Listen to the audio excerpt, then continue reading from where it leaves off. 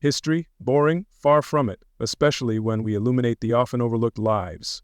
Tonight, we journey to Victorian England, not to its grand parlors, but to the grim reality faced by its child workers. It was a harsh existence, hidden behind an elegant facade. If this glimpse into the past resonates, please show your support, like this video, and subscribe for more. And tell us, where are you listening from? And what time is it there? Knowing helps us connect. Now let's uncover why it truly sucked. Okay, settle in as we journey back to Victorian England, an era often painted in broad strokes of either glorious innovation or grim despair. It is a time defined by the long and influential reign of Queen Victoria from 1837 to 1901, a monarch who became a symbol of national identity and moral rectitude, presiding over not just a nation, but a vast and sprawling global empire upon which the sun, it was famously and accurately said, never set. This was an age of profound self-confidence for Britain, a belief in its destiny to lead the world in commerce, culture, and governance. This expansive empire, stretching from the Indian subcontinent to the Caribbean, from African colonies to Canadian territories, brought immense wealth, exotic goods, and raw materials to Britain, but also complex responsibilities and a deeply ingrained sense of national superiority and civilizing mission.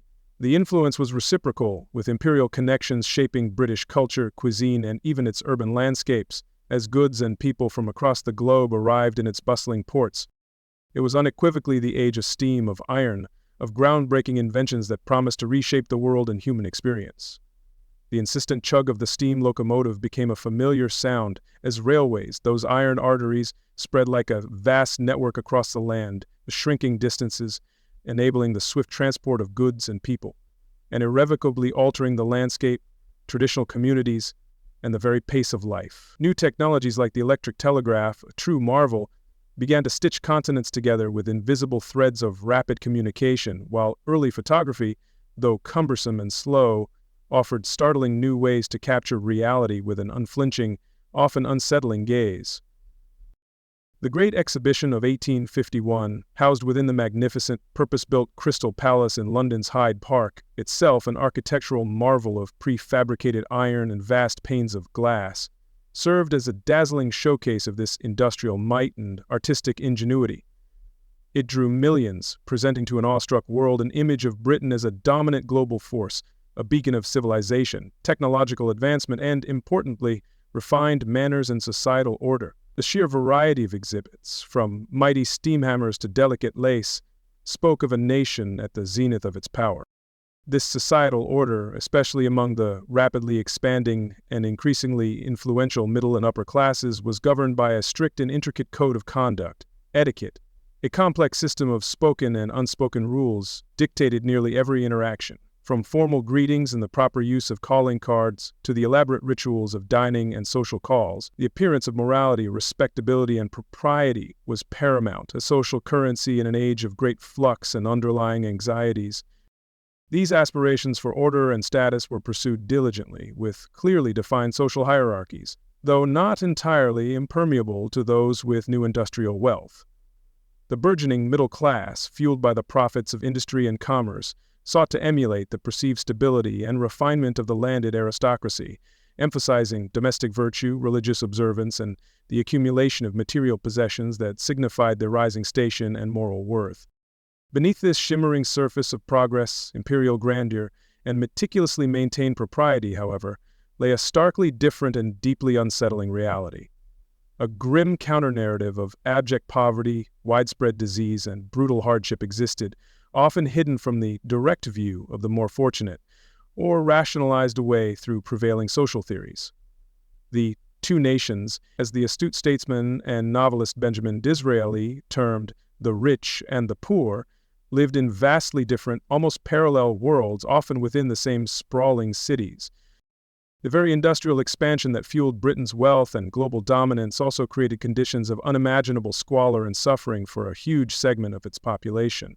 The relentless drive for industrial efficiency and profit, largely untempered by effective regulation for many decades, came at a severe human cost, particularly for those who formed the backbone of the new, burgeoning laboring class, many of whom were recent migrants from rural areas or from Ireland. Cities like London, already a teeming metropolis, alongside Manchester, Liverpool, Birmingham, Leeds, and Glasgow, burgeoned at an uncontrollable, explosive rate.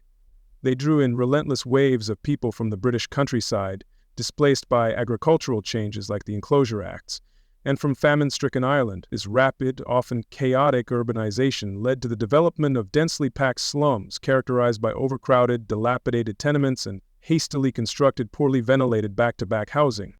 Entire families, sometimes including lodgers, were often crammed into single damp, lightless rooms.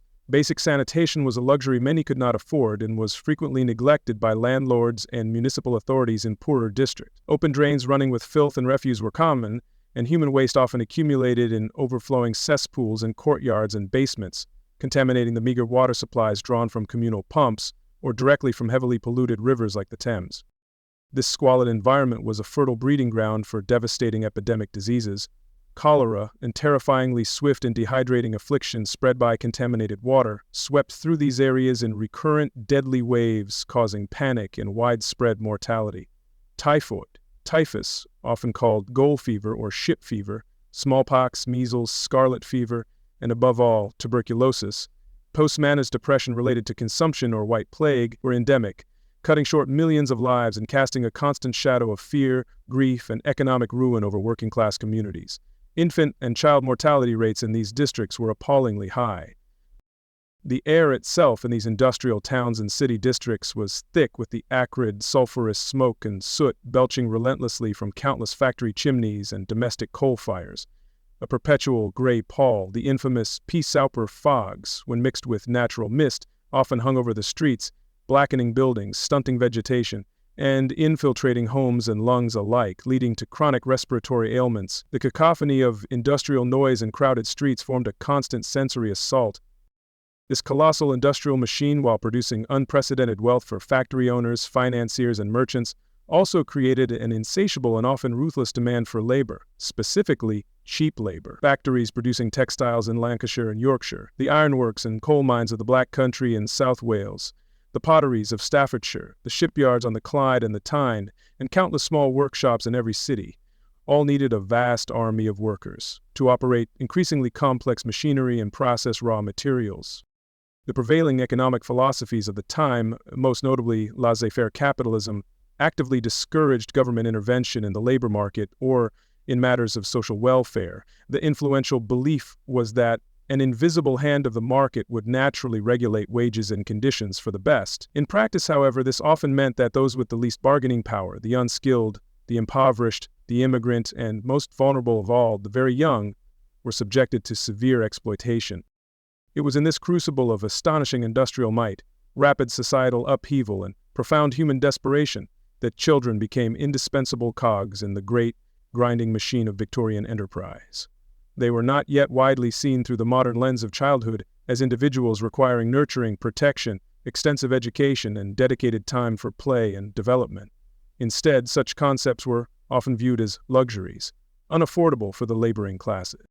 Many employers, and indeed significant parts of society influenced by centuries of pre-industrial child work and prevailing ideologies about poverty and discipline, view children as a readily available, easily managed, and, crucially, exceptionally cheap source of labor.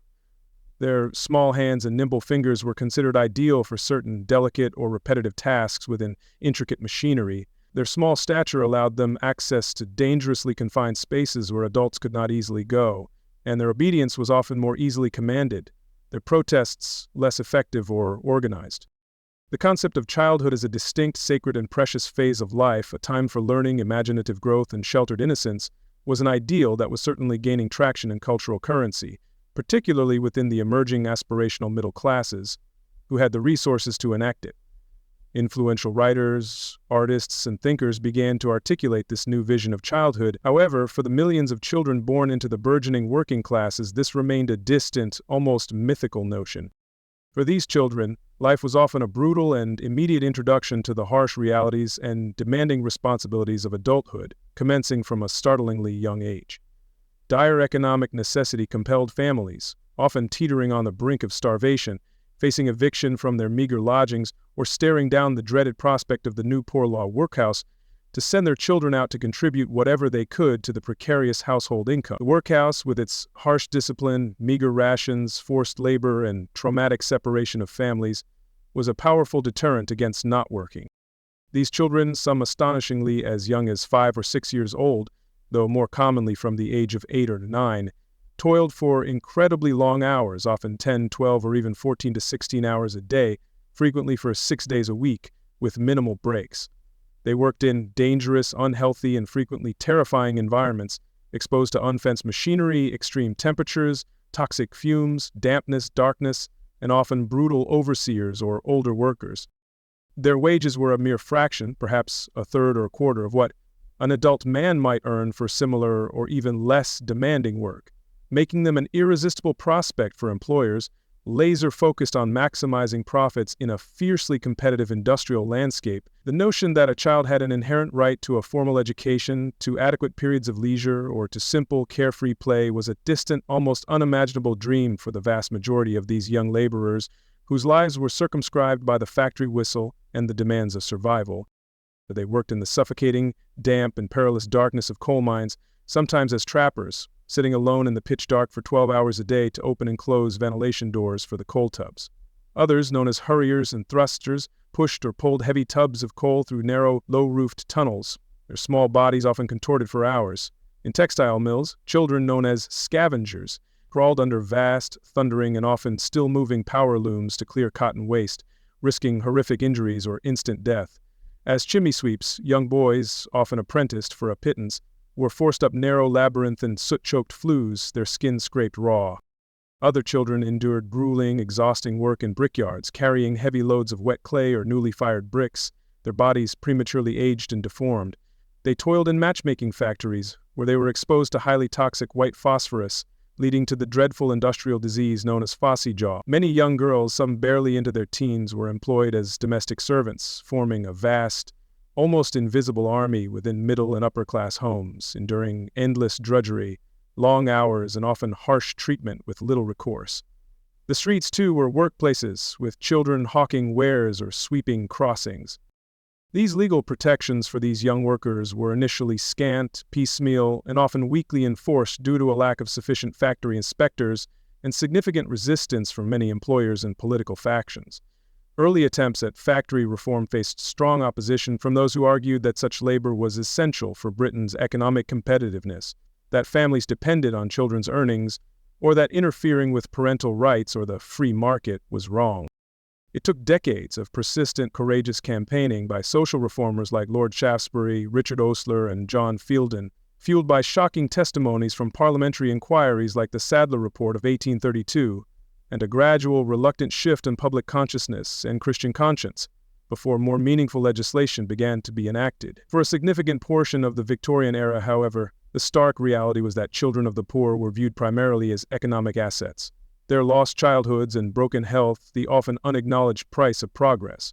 This grim, detailed backdrop is absolutely essential to truly understanding their subsequent stories of toil and suffering. Okay, as we continue our exploration of the lives of child workers in Victorian England, having set the scene of that era's stark contrasts between gleaming progress and shadowed misery, we now turn our gaze with a heavy heart to its most vulnerable, almost invisible participant. Prepare to journey deeper into a world that can seem almost unimaginable to our modern sensibilities. The world of the very youngest children, toddlers, almost forced into the relentless, grinding machinery of adult work, their nascent lives shaped by hardship rather than by nurturing. We are not speaking here of adolescents on the cusp of adulthood learning a trade, nor even of pre-teens who might undertake lighter family chores. Instead, we must confront the shocking reality that children who, in our contemporary understanding, should be nestled in the warm embrace of nurseries, taking their first tentative steps into education and exploring the boundless magical realms of imaginative play, were instead cogs in the industrial wheel. About 4-year-olds, 5-year-olds, and 6-year-olds, their infancy barely behind them. It is a truth that sits uneasily, a stark indictment that challenges our deeply held values about the sanctity and specialness of early childhood.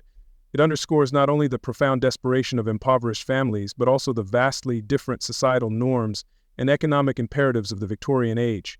For these tiny individuals, the concept of childhood as a protected, nurturing, and joyful space was often a cruel illusion, a privilege of class, not a universal right. Instead, their earliest, most formative years were frequently consumed by monotonous, exhausting, and often perilous labor.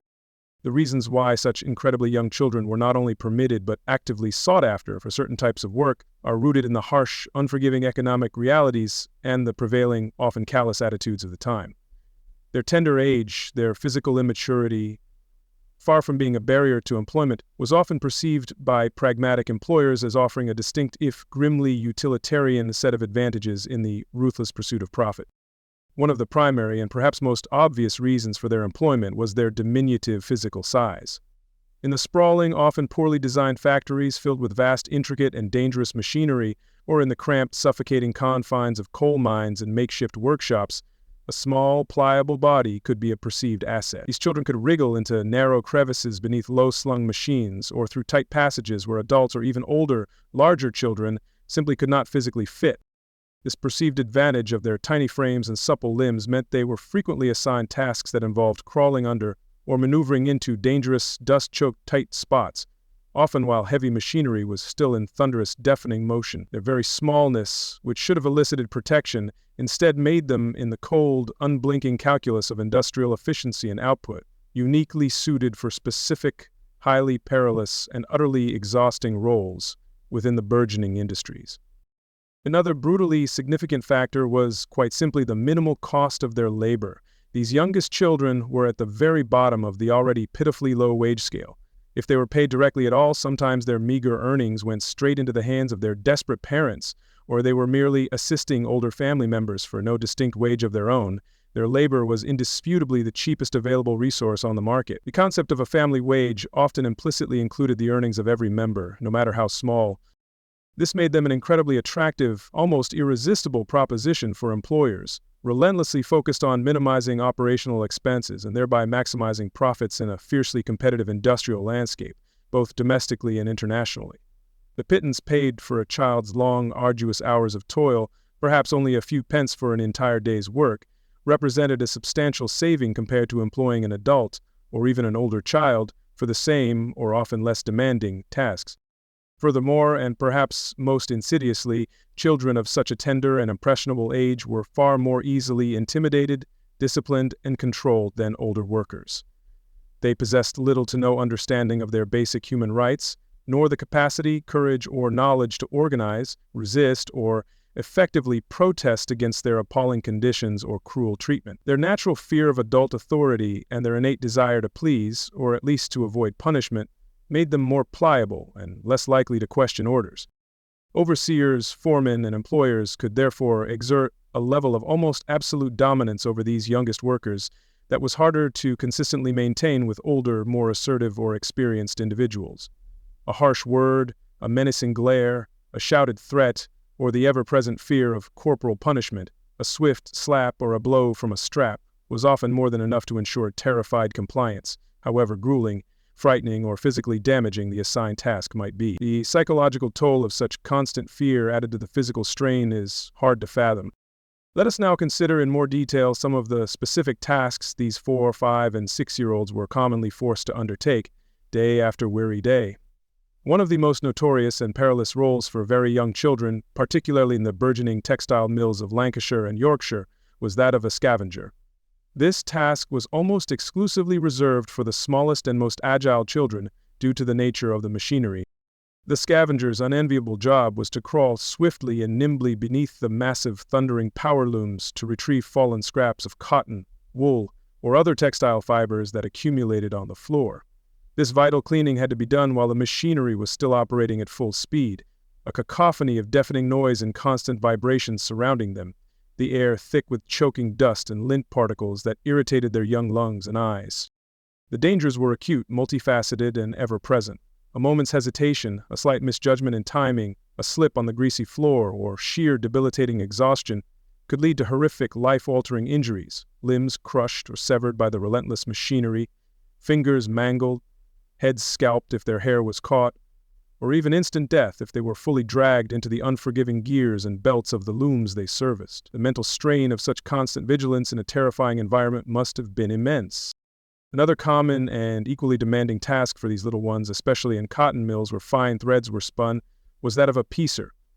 Piecers, often working alongside their mothers or older siblings, were responsible for watching the spinning mules or frames and quickly mending any threads that broke during the spinning process. This required nimble fingers, good eyesight in often poor light, and constant unwavering attention, performed while standing for exhausting stretches of 12 to 14 hours.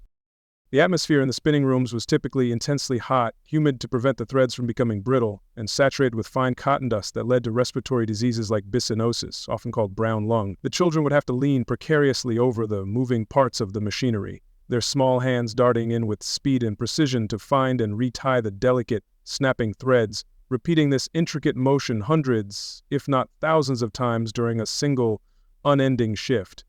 The monotony was soul-crushing, the risk of injury from fast-movement components ever present. Beyond the highly mechanized factories, very young children were also extensively employed in seemingly simpler, yet often equally grim, physically taxing and unhealthy tasks. Rag sorting was one such common occupation, particularly in urban areas.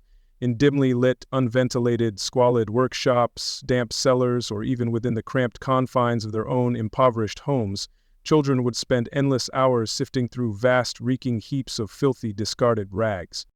These rags, collected from various, often unsanitary sources, household waste, hospital refuse, or salvaged from rubbish heaps, were destined to be painstakingly sorted by material and color before being recycled into lower-grade paper, known as rag paper or shoddy cloth. The work was incredibly monotonous, the materials often crawling with vermin or contaminated with disease, and the risk of infection or skin ailments was consistently high, yet it was laborious work that even the smallest, most untrained hands could be cruelly put to. Similarly, very young children might be tasked with sorting other materials in different industries, sitting for hours picking out small coals from shale at the pithead of a mine, their fingers raw and cold, or perhaps in potteries, handling damp clay or carrying finished, unfired items in repetitive, mind-numbing ways that nonetheless contributed to the relentless production line. Any task that required minimal strength but demanded time and simple sorting could fall to them. Running errands was another role frequently assigned to very young children, a task that sounds innocuous but was fraught with peril in the Victorian era.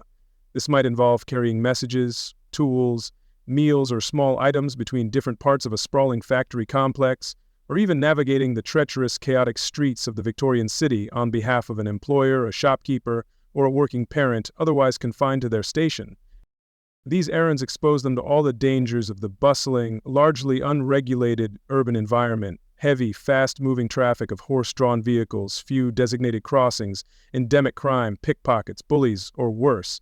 They faced exposure to foul weather and the constant risk of getting lost in unfamiliar, labyrinthine districts. Their small size and apparent vulnerability could make them targets, yet their errands, fetching ale for older workers or delivering finished pieces, were deemed a necessary, if hazardous, part of the daily grind.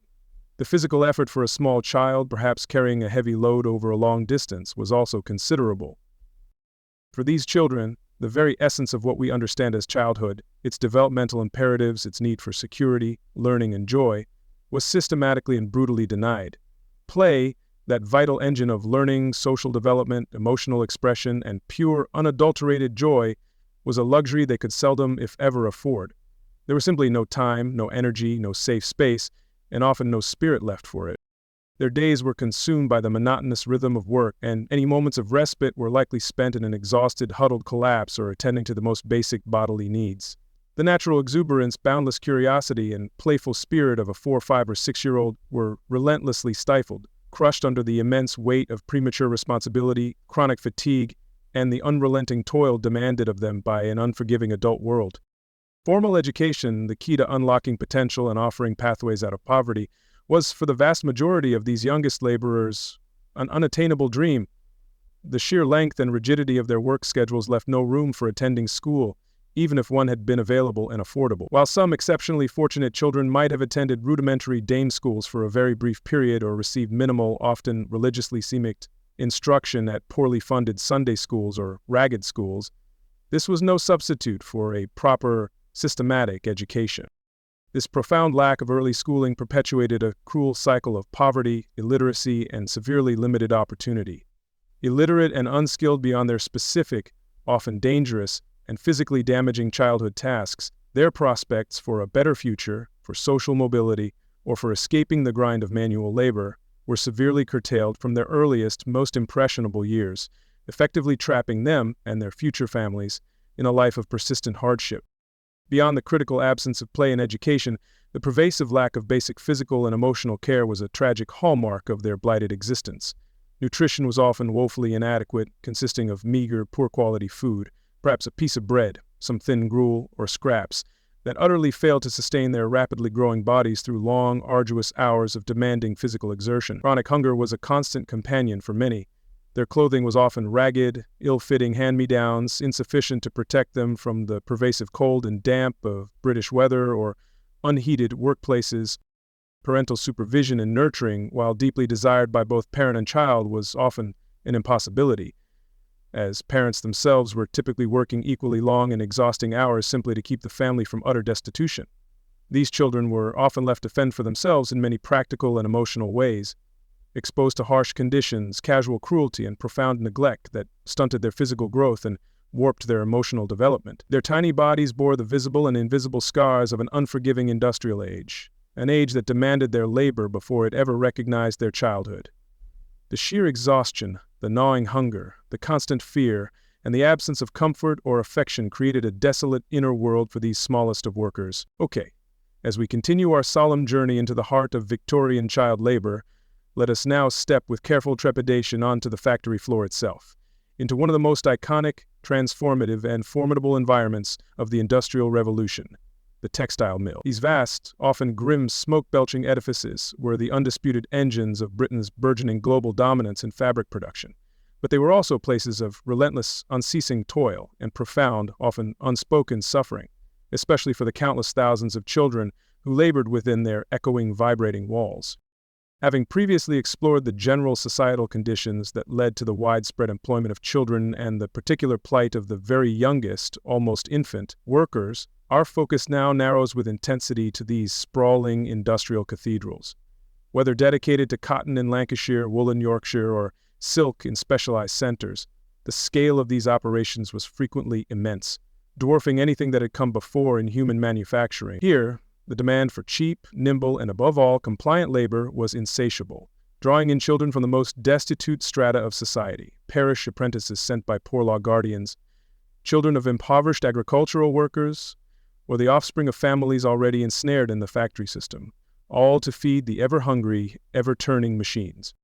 Imagine, if you will, the daunting experience of entering one of these colossal structures for the first time as a small child, perhaps as young as 7 or 8, though often even younger. These mills were frequently several stories high, brick-built behemoths packed from floor to ceiling with row upon row of intricate, powerful, and deafeningly loud machinery. The experience for a child, often no taller than the base of the machines themselves and dwarfed by the vastness of the rooms, must have been utterly overwhelming, a bewildering and terrifying new world far removed from any semblance of home or natural landscape. It was a world dictated by the cold logic of iron, the hissing power of steam, and the relentless, unforgiving drive for output. The first assault on the senses, an immediate and enduring characteristic of mill life, was the noise. The textile mills of the Victorian era were by all contemporary accounts astonishingly, overwhelmingly loud. The combined clatter, roar, rhythmic thumping, and high-pitched whining of hundreds of power looms, spinning mules, carding engines, and drawing frames created a deafening, unceasing cacophony that permeated every corner of the vast workrooms, vibrating through the very floorboards and stone walls. It was a sound that became the constant, inescapable soundtrack to their young lives. This continuous barrage of industrial sound, reverberating in the enclosed spaces, often made normal conversation utterly impossible. Workers, including the children, frequently had to shout directly into each other's ears to make themselves understood, or more commonly they resorted to a learned system of lip reading and rudimentary hand signals. Many individuals who spent years in this environment developed a permanent ringing in their ears, a condition we now recognize as tinnitus, and significant, irreversible hearing damage was an almost universal, if largely unacknowledged, and uncompensated consequence of their prolonged service. The psychological impact of being constantly immersed in such an overwhelming, aggressive soundscape cannot be easily overstated. It was a noise that one could never truly escape during the long, arduous working day, contributing to a pervasive sense of tension, heightened irritability, chronic fatigue, and a deeply alienating feeling of being merely a small, insignificant, and fragile human extension of the clamorous, metallic machinery itself. It was the sound that ground down the spirit as relentlessly as it assaulted the delicate mechanisms of the ear. The second pervasive assault on the senses was on the lungs, the skin, and the sense of smell through the very air that was breathed hour after hour within the confines of the mill.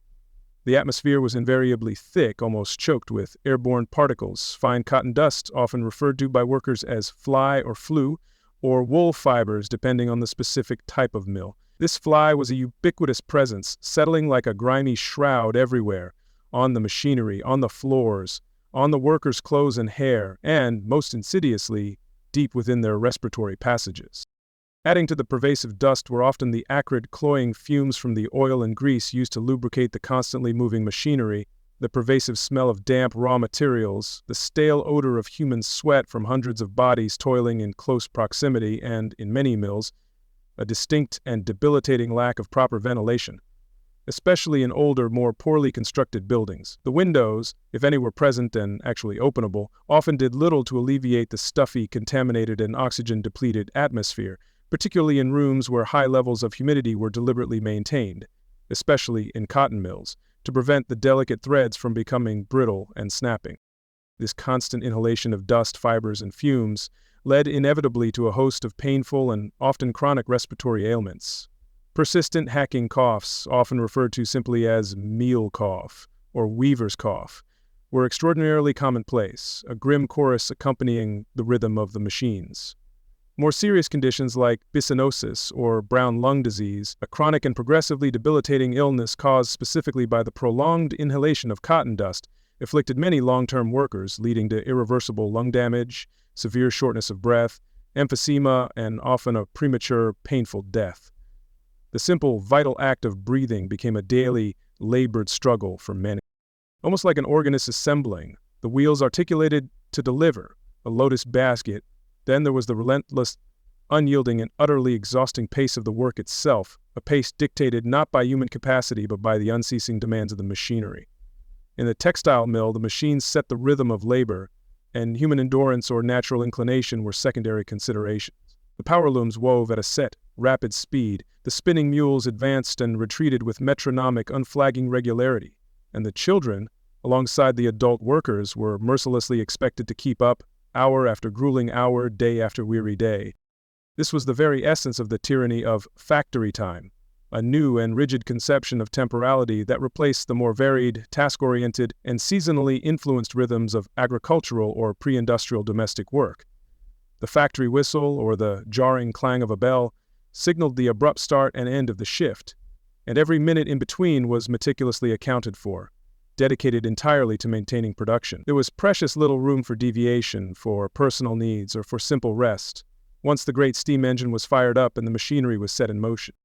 The working day was incredibly, almost unimaginably long by modern standards, stretching typically from 12 to as many as 16 hours, and sometimes even longer during periods of high demand or when making up lost time. For a child, these hours must have seemed truly endless, a soul-crushing blur of repetitive tasks performed in a state of ever-deepening exhaustion, often starting before the sun had risen and ending long after it had set, meaning many children barely saw daylight during the winter months.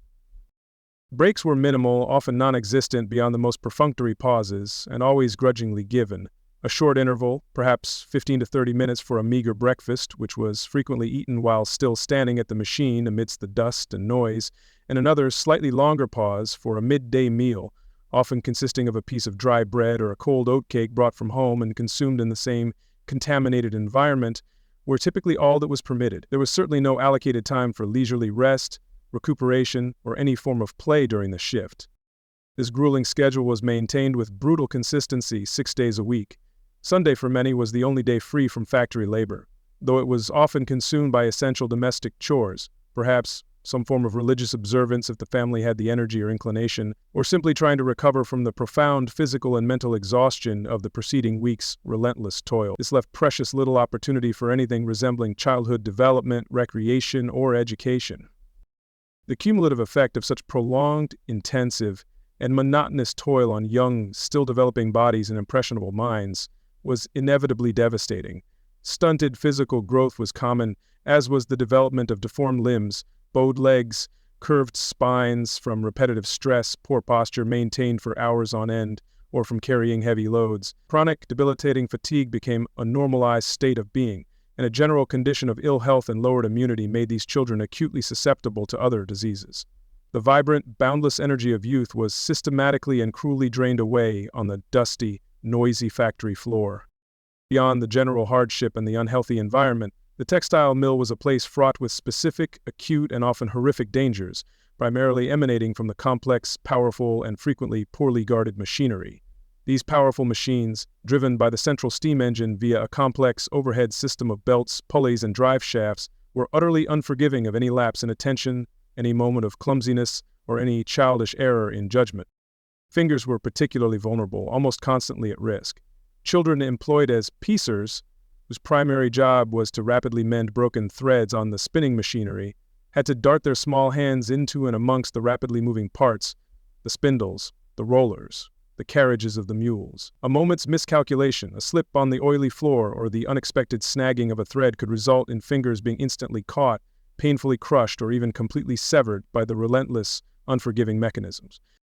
Similarly, children tasked with cleaning machinery, a dangerous job often relegated to them precisely because they could reach into small, inaccessible crevices, risked their hands and arms being mangled if the machine was accidentally started by another worker or not properly stopped and secured. These injuries were not only agonizingly painful but also frequently resulted in permanent disability, horribly crippling a child's future earning potential and condemning them to even greater hardship in a society with scant provision for the disabled.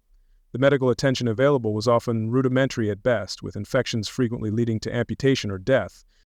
More serious accidents involving entire limbs being crushed or bodies being dragged into the machinery were also tragically frequent, often resulting in fatality.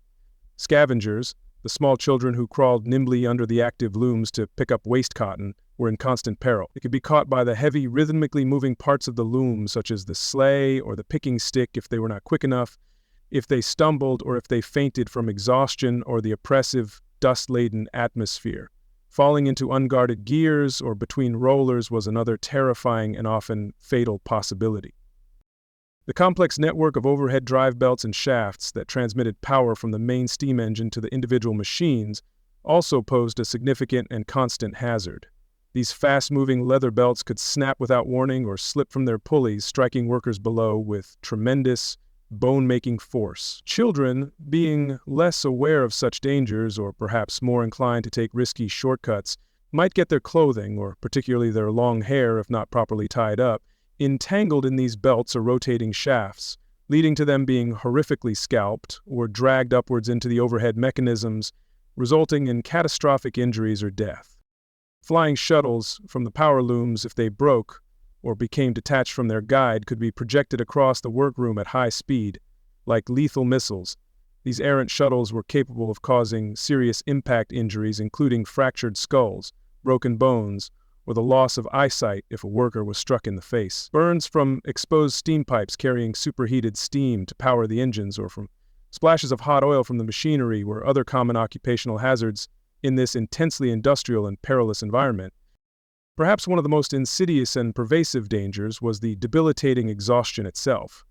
After 12, 14, or even more hours of monotonous, repetitive, and physically demanding labor, a child's concentration inevitably waned, their reflexes dulled significantly, and the likelihood of them making a tired, careless, and potentially fatal mistake increased exponentially. Many of the most serious accidents occurred towards the end of the long, exhausting shifts, when children were simply too worn out to maintain the necessary vigilance and coordination required to work safely around such powerful machinery.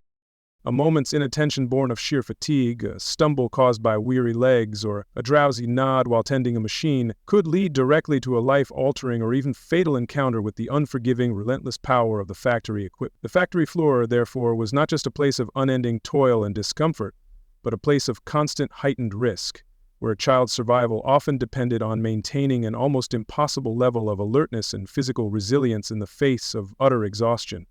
The tragic irony was that the very work meant to sustain them often threatened to destroy them. Presiding over this environment of relentless work, inherent danger, and pervasive fear were the overseers, also known as foremen or overlookers. These individuals, usually adult men, were directly responsible for ensuring that the assigned production quotas were met by the workers under their charge. Critically, their own pay and job security were often directly tied to the output of their section, creating immense and constant pressure to drive the workforce, including the children, as hard as humanly possible, often beyond reasonable limits. While it would be an oversimplification to claim that all overseers were inherently cruel, the system itself, with its relentless focus on production and profit, frequently bred harshness and sometimes outright brutality. Frustration with tired, slow, or clumsy children, the intense pressure from mill owners to maintain or increase output, and a prevailing societal attitude that often dehumanized the laboring poor and viewed stern, even physical discipline as essential for the lower orders, all contributed to a culture where verbal abuse and physical punishment were commonplace and largely accepted practices. Many contemporary accounts from the period, including testimonies given to parliamentary committees by child workers themselves, detail the routine cruelty inflicted upon child laborers by some overseers. The primary aim of this harsh discipline was chillingly simple: to keep the children working at the required, often breakneck pace, to prevent them from falling asleep at their machines during the crushingly long shifts, and to swiftly and painfully punish any perceived laziness, inattention, mistakes, or acts of insubordination, however minor. Fear was, without doubt, a primary and brutally effective tool of labor management. Physical punishment took various forms, often depending on the temperament of the individual overseer and the perceived severity of the child's transgression. Strapping or belting was extraordinarily common, where children were repeatedly hit with a thick leather strap or belt, often on their hands, backs, or legs.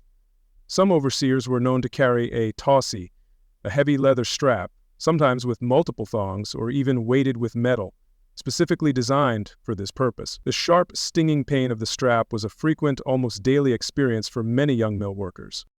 More severe punishments included hitting children with clenched fists, kicking them, or using heavier objects readily available in the mill, such as billy rollers, heavy wooden rollers used in the spinning machinery, to strike them with considerable force. Some children reported being dragged across the floor by their hair or ears, or having their heads forcibly submerged in cisterns of cold water, a practice chillingly known by some workers as cistern _ ostensibly to wake them up if they were caught dozing, or simply as a form of painful and humiliating punishment. The psychological impact of this constant threat of violence and the frequent experience of physical abuse was undoubtedly profound and lasting. Children lived in a state of perpetual fear and anxiety, their natural youthful spirits and curiosity often crushed by the harsh, punitive realities of their working lives. The factory floor became a place irrevocably associated not just with endless toil and physical discomfort, but with acute pain, degradation, and the ever-present dread of the overseer's wrath. This chronic stress undoubtedly contributed to their poor health and emotional suffering. Attempts by children to avoid punishment, such as desperately trying to hide mistakes, like broken threads or spoiled material, or frantically trying to appear busy and alert when utterly exhausted, could sometimes inadvertently lead to even greater risks. As their attention was dangerously diverted from the hazardous machinery they were operating, the overseer, for these young children, was a figure of almost absolute power and often profound dread, embodying the oppressive, impersonal, and frequently cruel nature of the factory system itself. Life on the textile factory floor, therefore, was a uniquely harsh, demanding, and soul-destroying experience for the many thousands of young children caught within its relentless grasp during the Victorian era. It was an environment that systematically attacked their senses with noise and pollution, drained their physical energy through excessive hours and relentless pace, constantly endangered their bodies with powerful and poorly guarded machinery, and subjected them to brutal forms of discipline and psychological torment. The stark, almost unbearable contrast between the immense wealth being generated by these highly productive mills, the beautiful, intricate fabrics being produced and exported around the world, and the abject suffering, stunting, and degradation endured by the children whose cheap labor made this industrial miracle possible, remains one of LH's most troubling and enduring paradoxes of the Victorian era. It was a system that in many ways consumed childhood itself in its relentless, insatiable pursuit of profit and industrial expansion. So while it would take many decades of painful struggle, courageous campaigning by dedicated social reformers, damning evidence presented in numerous parliamentary inquiries, and a slowly, almost glacially shifting public consciousness to bring about meaningful and enforceable legislative changes and protections for these young workers, the grim reality for much of the 19th century was this bleak tableau of child exploitation. The ceaseless roar of the factory machines was, for far too many vulnerable children, the mournful and inescapable soundtrack of a stolen, blighted childhood. Okay, as our journey through the landscape of Victorian child labor continues with a somber and heavy heart, we leave behind the thunderous, dust-filled clamor of the textile mills and prepare to descend into even deeper, more forbidding realms of toil and shadow. Prepare to venture with us now as we step into the darkness to explore the uniquely brutal conditions faced by children in the coal mines that fueled an empire, and then to ascend into the equally perilous, claustrophobic, and soot-stained world of the chimney sweep. These were occupations that pushed young bodies and fragile spirits to their absolute limits, often in terrifying isolation, and with a profound disregard for their well-being. The Industrial Revolution, with its insatiable hunger for energy, its burgeoning factories, its expanding railway networks, and its desire for warmly heated homes, was built quite literally on a mountain of coal. This black gold, as it was sometimes called, was the lifeblood of Victorian Britain, but its extraction from the deep places of the earth came at an immense and often tragic human cost, a cost disproportionately borne by the men, and indeed the countless children, who toiled far beneath the green fields and bustling cities in dark, dangerous, and frequently primitive conditions. Mining was universally acknowledged as one of the most arduous, unhealthy, and perilous of all occupations, even for strong, experienced adults, yet dire economic desperation drove entire families, including their youngest and most vulnerable members, into its lightless, unforgiving depths. The landscape of mining districts was itself a testament to the harshness of the industry, dominated by the stark silhouettes of pitheads, the ever-growing mountains of slag and waste, and streams often running black with coal dust. The coal seams, the rich veins of combustible black rock, often lay deep underground, accessible only through narrow vertical shafts and a bewildering, labyrinthine network of horizontal tunnels or levels and gates, painstakingly carved out of the rock and coal. Into this subterranean world, a place utterly alien to the sunlit surface, children were sent to perform tasks deemed suitable for their small stature, their supposed nimbleness, and, critically, their low cost. These were tasks that were nonetheless fraught with constant danger and unimaginable hardship. The very air they breathed was different, damp, heavy, and often contaminated, the light of day a distant, cherished memory for most of their waking hours, their young lives spent in a realm of perpetual, gloomy twilight or, for many, utter unnerving blackness. Among the very youngest children employed in the coal mines, some as little as 5, 6, or 7 years old, mere infants by our standards, were the trappers.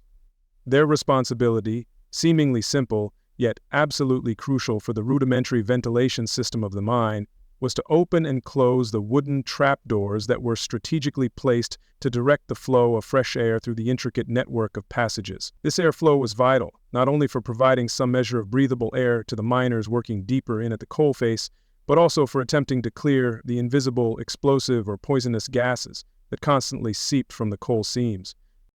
A trapper boy, or sometimes a girl, would sit utterly alone in a small, damp niche carved into the coal seam or tunnel wall, often in complete and terrifying darkness, for the entirety of their incredibly long shift, which could easily last 10 to 12 hours, or even longer if the adult miners they serviced continued to work. They usually had no candle or lamp of their own, as these were precious commodities reserved for those actively hewing or hauling coal, and any unnecessary naked flame was a potential catastrophic ignition source for dangerous gases like methane. Their only company in this profound blackness was the oppressive damp chill that seeped from the earth, the furtive scuttling of rats, the dripping of water, and the eerie, unsettling silence of the deep mine, broken only periodically by the distant sounds of pickaxes, or the rumble of approaching coal carts, or tubs. Some children spoke of amusing themselves by making clay figures in the dark, or even befriending the mine rats, though such distractions could lead to punishment if they were perceived as neglecting their critical duty. Their sole task, repeated endlessly throughout the day, was to listen intently for these approaching tubs, and at the right moment pull open their heavy wooden door with a rope or string, allowing the cart and its haulier to pass, and then quickly shut it again to maintain the integrity of the vital ventilation circuit. The isolation for these children must have been profound, the hours stretching into an eternity of blackness, hunger, and cold. Fear was a constant, unwelcome companion, fear of the suffocating dark itself, fear of being forgotten by the outside world, fear of the strange groaning noises of the earth settling around them, or a more primal fear of the goblins, knockers, or bogeymen that miners' folklore often warned lurked in the deep, unlit places of the earth. Falling asleep on duty, an almost irresistible temptation for an exhausted child immured in the dark for so long, with so little stimulation, could have dire, far-reaching consequences, disrupting the carefully planned airflow and potentially leading to a deadly buildup of explosive fire damp or suffocating black damp in other parts of the mine. They were also at constant risk from the heavy, often erratically moving coal tubs, which could easily crush small limbs if they were not quick or careful enough in their confined, unlit space. Their contribution was vital, almost invisible yet essential, but their daily existence was one of utter monotony, profound solitude, and largely unseen, unacknowledged peril. Their meager food, if they had any, would be eaten in the dark, often contaminated by the coal dust that coated everything. Slightly older children, or those deemed stronger and more resilient, typically from the age of 8 upwards, though sometimes younger, depending on the family's desperation, were employed in the even more physically demanding roles of hurriers, drawers, putters, or thrusters. Their grueling, back-breaking task was to transport the hewn coal, often in heavy baskets or small carts, from the coal face, where the adult miners, sometimes their own fathers or brothers, laboriously cut it from the scene, to the main haulage ways or to the bottom of the pit shaft, from where it would be lifted by engine power or hand winch to the surface. This was incredibly strenuous, exhausting labor, performed in conditions of extreme difficulty, often for wages that were pitifully small. Hurriers, or drawers, were frequently harnessed like pit ponies to these small carts or sledges filled with heavy coal, known as corves, dans, or tubs. They would pull these ponderous loads, which could weigh several hundred pounds, using a thick leather girdle belt around their waist and a heavy chain that passed between their legs, connecting to the cart. In this degrading and painful manner, they often had to crawl on their hands and knees through incredibly low, narrow, and uneven tunnels, sometimes less than 2 or 3 feet high, dragging the cart laboriously behind them through thick mud, standing water, and over sharp, uneven, rocky ground. The chafing from the harness and chain would rub their skin raw, leading to painful sores and calluses. Thrusters, as the name starkly implies, would push the tubs from behind with their heads and hands, often working in tandem with the hurrier pulling at the front, especially on steeper inclines. The sheer physical exertion required for these tasks was immense, particularly when navigating sharp turns, steep gradients, or particularly constricted and poorly maintained passages. Both boys and, shockingly to many contemporary observers when it was revealed in official reports, young girls and women performed this brutal labor, their developing bodies subjected to relentless damaging strain, their muscles perpetually aching, their skin rubbed raw and blackened by the coal dust and the friction of their harnesses or the rough tunnel walls, the sounds of their toil, grunts of effort, cries of pain, the scraping of carts, the slosh of water, were a grim soundtrack to life in these lower passages. The tunnels themselves were often oppressively wet and muddy, with cold water constantly seeping from the roof and walls or accumulating in deep, stagnant pools on the uneven floor. Children would spend their entire 12-hour shift or longer, soaked through to the bone, their ragged, inadequate clothes offering little protection from the pervasive damp and chill of the underground environment. The air was invariably foul, thick with choking coal dust, the smell of stale water, human sweat, oil from lamps, and sometimes the dangerous gases seeping silently from the coal itself. It was a truly hostile environment for a growing child. The immediate physical toll of this labor was immense and unavoidable. Cuts, bruises, sprains, and deep abrasions from sharp rocks, splintered wood, or the heavy, unwieldy carts were a daily, almost accepted occurrence. Strained muscles, sprained ankles, dislocated joints, and acutely injured backs were common complaints among these young workers. The children would emerge from the pit at the end of their shift, utterly exhausted, physically depleted, caked in black coal dust from head to foot, their faces pale beneath the grime, their small bodies aching with a profound weariness far beyond their tender years. This was a daily crucifixion of their youth, sacrificing their health and future for a few shillings a week. Beyond these immediate strains and injuries, the mines held a host of ever-present, often catastrophic, life-threatening dangers. Cave-ins, or roof falls as they were known, were a constant, unpredictable dread for every underground worker.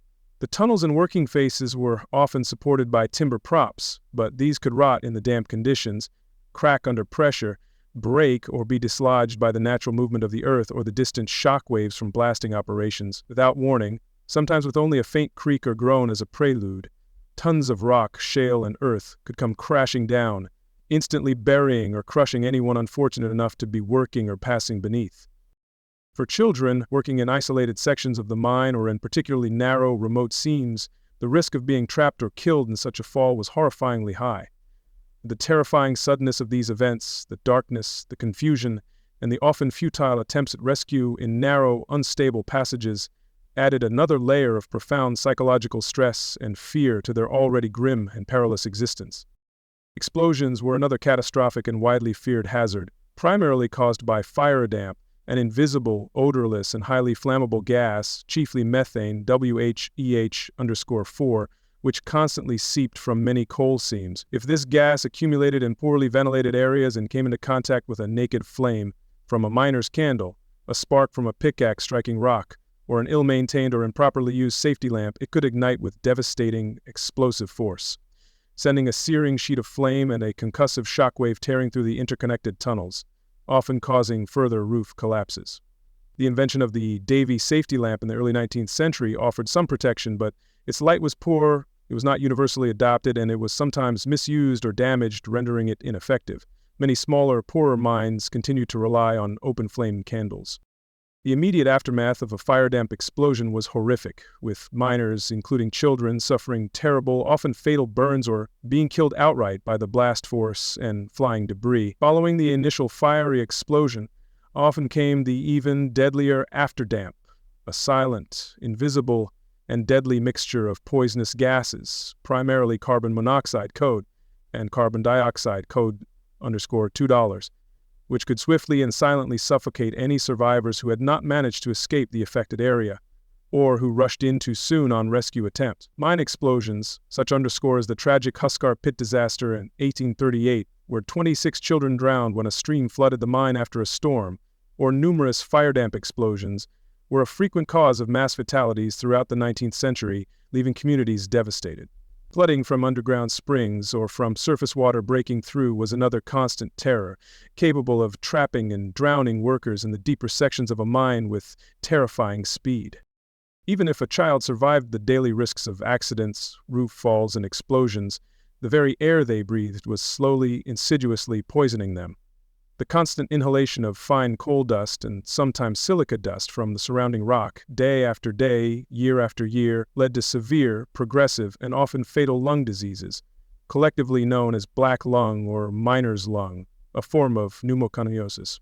This debilitating condition would gradually scar and destroy healthy lung tissue, leading to chronic coughing, persistent shortness of breath, extreme fatigue, and eventually complete respiratory incapacity and a premature, painful death.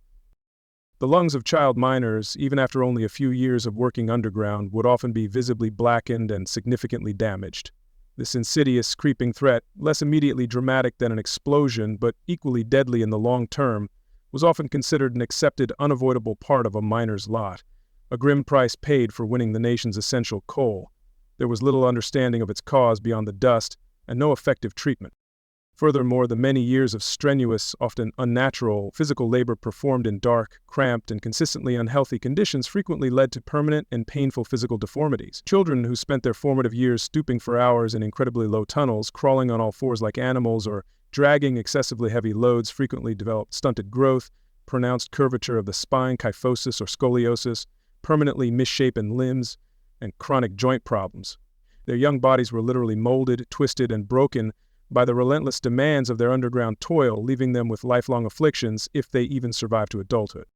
Leaving the oppressive subterranean darkness of the coal mines, we now turn our attention to another occupation that confined children to narrow, dark, hazardous, and terrifyingly claustrophobic spaces, that of the chimney sweep. In the bustling, coal-fired cities and towns of Victorian Britain, with their ubiquitous coal fires for domestic heating, cooking, and industrial use, chimneys required frequent and thorough cleaning to prevent the dangerous buildup of highly flammable soot, creosote, and tar, which, if left unattended, could easily lead to devastating and often fatal house fires. The intricate and often labyrinthine network of flues in many Victorian houses, frequently deliberately designed to be narrow, sharply angled, and winding to improve the chimney's draft and efficiency, presented a significant cleaning challenge. The prevailing solution for many decades of the 18th and 19th centuries was to use very small children, almost invariably boys, known as climbing boys or chimney sweeps apprentices, who were slender and agile enough to physically ascend the inside of these chimneys, using their knees, elbows, and a small brush to dislodge and scrape down the accumulated soot. These climbing boys were often among the most wretched, abused, and exploited of all child laborers in the Victorian era. Many were parish apprentices, orphaned or destitute children handed over by poor law authorities to master sweeps, who were paid a small sum for taking them on. Others were effectively sold into the brutal trade by their impoverished parents for a pittance, or even sometimes given away in exchange for the master's promise of food and lodging for the child, however meager and squalid that provision might prove to be. Their apprenticeship was often a thinly veiled form of indentured servitude, or outright slavery. The life of a climbing boy was one of almost unimaginable hardship, degradation, and constant terror. They were forced, often through brutal coercion, starvation, and relentless beatings, to climb up the inside of dark, suffocatingly narrow, soot-home-filled flues, sometimes while the chimney was still dangerously hot from a recent fire. Their knees and elbows would be scraped raw and bloody against the rough brickwork and sharp protrusions inside the flue, their eyes and lungs filled with acrid, choking, carcinogenic soot. The intense claustrophobia, the fear of getting inexorably stuck in the oppressive darkness, and the terror of heights must have been overwhelming for these small children, some as young as 4 or 5. To overcome a child's natural instinctive terror of these confined, dark spaces, or their understandable reluctance to endure the pain and discomfort, master sweeps often resorted to extreme and inventive cruelty. It was not uncommon for a small fire of straw or paper to be lit in the grate below to encourage a hesitant or stuck boy to climb faster, the heat and smoke driving him upwards in panic. Some masters would instruct another, slightly older apprentice to stick pins into the climbing boy's feet from below if he faltered. Beatings with ropes, belts, or sticks were a routine part of their training and daily life. Their miserable existence was one of constant misery, hunger, and fear, living often in the squalid, soot-filled homes of their masters, frequently sleeping on sacks of collected soot in cold cellars, damp outhouses, or even in the yard. They were rarely, if ever, properly washed, their bodies perpetually coated in a layer of grime and soot. The cry of "Soot-o" or "Sweep, sweep" from these small figures in the early morning streets was a common yet poignant sound in Victorian cities. The dangers faced by these climbing boys were numerous, varied, and severe. Burns were frequent, either from accidental contact with still-hot sections of the flue or from the fires deliberately lit beneath them to force their ascent. The thick, clinging soot they inhaled constantly, and which coated their skin, led to chronic, painful respiratory problems, persistent coughs, and severe eye inflammations, often referred to as sooty warts on the eyelids. Suffocation or asphyxiation was a very real and terrifying risk. A child could become fatally stuck in a particularly narrow, awkwardly angled or debris-choked section of a chimney, unable to move forwards or backwards. Their desperate cries for help might go unheeded, or rescue attempts could be too late or too difficult, leading to a slow, agonizing death from lack of oxygen or from the inhalation of noxious gases within the flue. There were many recorded instances of boys perishing in this horrific manner, their small bodies sometimes only recovered by partially demolishing the chimney structure. Most insidiously, and perhaps most famously due to later public outcry, prolonged and intimate exposure to the carcinogenic compounds in coal soot led to a specific and horrific occupational disease, chimney sweep's cancer, a form of squamous cell carcinoma that typically affected the scrotum due to the soot becoming trapped and ingrained in the folds of the skin. This was one of the very first cancers to be directly and definitively linked to an industrial or occupational exposure, identified by the surgeon Percival Pott as early as 1775. Yet the barbaric practice of using climbing boys continued for nearly another century. The disease was agonizing and often fatal. Falls from precarious chimney tops or through rotten, unstable chimney structures also occurred, leading to severe injuries or instant death. The cumulative effect of this brutal daily work, chronic malnutrition as masters often kept them half-starved to keep them thin, appalling living conditions and constant exposure to toxins meant that chimney sweeps often had tragically short, blighted, and painful lives. The campaign to end the use of climbing boys, championed by philanthropists like Jonas Hanway in the 18th century and later by figures like Lord Shaftesbury, was long and arduous. It took until the latter half of the 19th century, with the passage of more effective legislation like the Chimney Sweepers Regulation Act of 1864, though even this was initially poorly enforced, and the wider adoption of mechanical brushes, to finally bring this cruel and barbaric practice towards its eventual end. Thus, whether trapped deep within the unforgiving earth in a damp, dark coal mine, or entombed within the narrow, soot-choked and suffocating confines of a chimney flue, Many thousands of Victorian children experienced a version of daily darkness, danger, and despair that is profoundly difficult for us to comprehend fully today. Their small hands, their resilience, and their very lives were mercilessly exploited in some of the most hazardous and unhealthy environments imaginable. Their childhood, health, safety, and future prospects sacrificed for the essential fuel and perceived domestic comfort of a rapidly industrializing, yet often callously indifferent nation. Their silent, unrecorded suffering in these dark and forgotten places remains a poignant, deeply somber and cautionary chapter in the long and complex story of human labor. Welcome. Tonight we delve deeper into the often overlooked corners of Victorian England, exploring the lives of child laborers whose toil was not always confined to the dark mills or treacherous mines. We turn our attention to the chapter we call The Invisible Labor, Streets and Homes. Here, amidst the bustling thoroughfares and within the seemingly respectable walls of private residences, countless children endured hardships that were just as profound, yet often less systematically documented. Theirs was a world of precarious existence, where childhood was a luxury few could afford, and survival a daily, exhausting battle. The flickering gas lamps of the grand avenues did little to illuminate their specific plight, often casting them further into the shadows of societal indifference. The Industrial Revolution, while forging a new era of progress for some, cast long and grim shadows, particularly over the nation's young.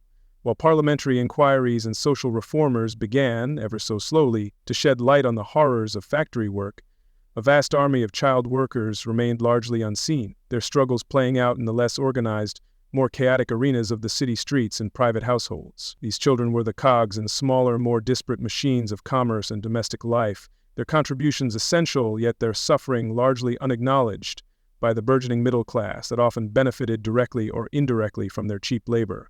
Their invisibility was, in a way, a convenience for a society grappling with rapid change. Consider first the street sellers, the urchins and waifs who navigated the crowded, often perilous urban landscapes. These were the children who, from an astonishingly young age, perhaps 5 or 6, became merchants of meager goods.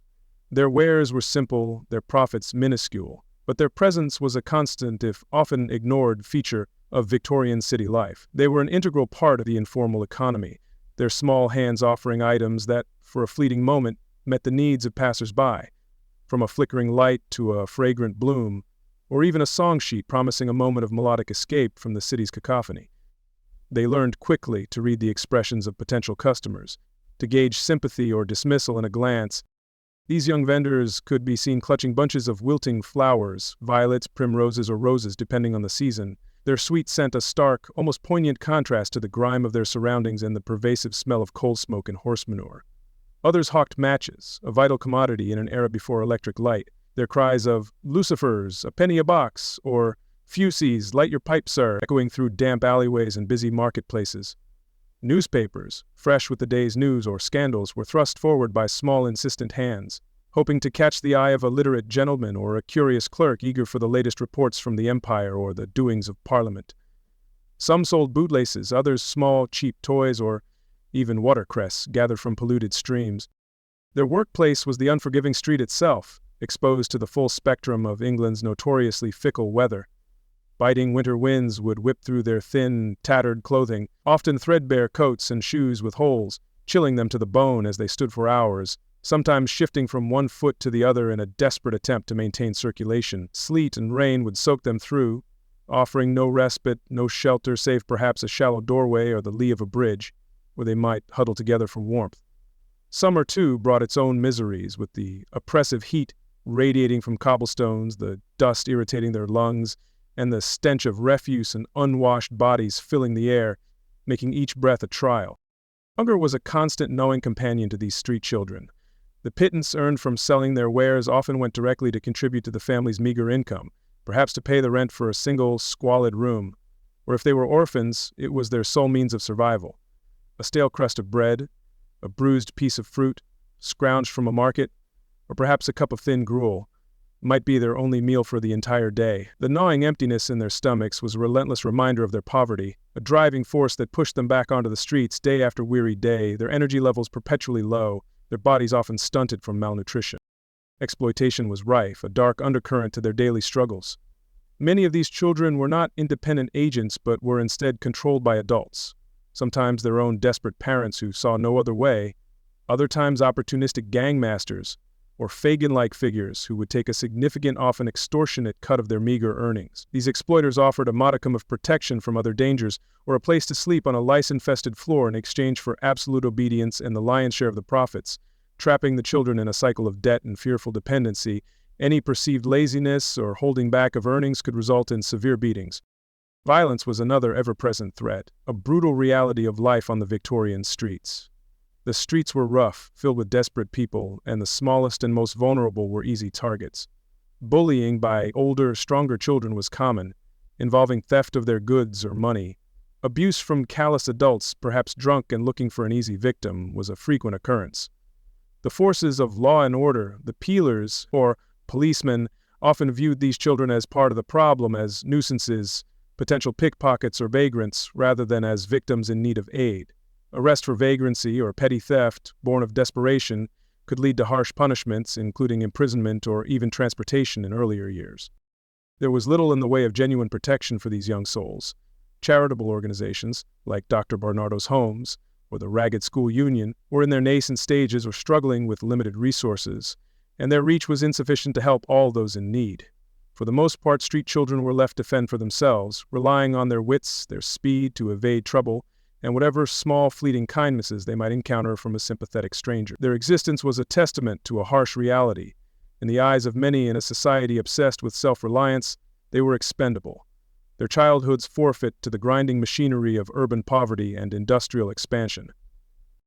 The loneliness endured by these children is hard to fully comprehend even for us today. Even when surrounded by the teeming crowds of the city, the endless flow of carriages, carts, and pedestrians, they were often profoundly alone, isolated by their poverty, their filth, and their ceaseless struggle. Friendships might be formed with other street children, fleeting moments of shared experience, a whispered warning, or a shared crust, but the overarching reality was one of profound vulnerability and a desperate individual fight for survival. Their small faces, prematurely aged by hardship, often bore a look of weary resilience, a deep-seated caution towards a world that had shown them little kindness. These were not the romanticized scamps or adventurous ragamuffins sometimes portrayed in fiction. They were real children, bearing adult-sized burdens no child should ever have to carry. Their workday had no clear beginning or end, often stretching from the first light of dawn until long after dusk, until their small legs could carry them no further. Their voices grew too hoarse to hawk their wares, or they had sold just enough to avoid a beating or secure a miserable lodging for the night. Sleep was often found in crowded, squalid tenements, under damp railway arches, in empty crates, or huddled in doorways, offering little true rest or comfort from the cold. The earnings were pitiful, almost insulting when measured against the effort and hardship involved. A match seller might earn a few pence after a 12 or 14-hour day, barely enough for a loaf of bread or a night's kip in a common lodging house.